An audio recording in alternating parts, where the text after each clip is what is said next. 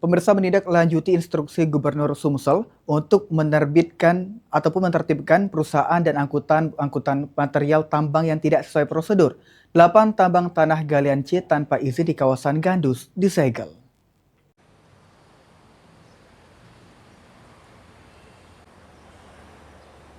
Berdasarkan hasil razia yang dilakukan Dinas ESDM Provinsi Sumatera Selatan dari 16 hingga 18 Juli terhadap perusahaan tambang di Kota Palembang, ada 8 usaha tambang galian C yang dirazia, tidak memiliki izin usaha pertambangan atau IUP maupun surat izin penambangan bantuan atau SIPB.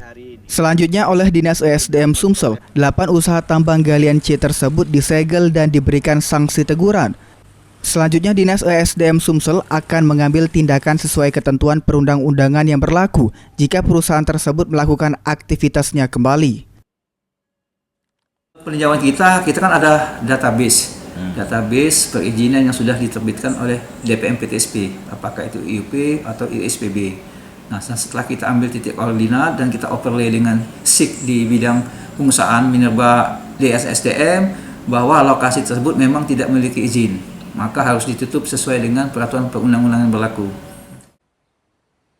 Dari 230 izin pertambangan yang diterbitkan di Sumatera Selatan, sebanyak 80 perusahaan memegang IUB dan 150 perusahaan memegang SIPB. 35 perusahaan diantaranya berada di Kota Palembang. Eki Saputra, PAL TV.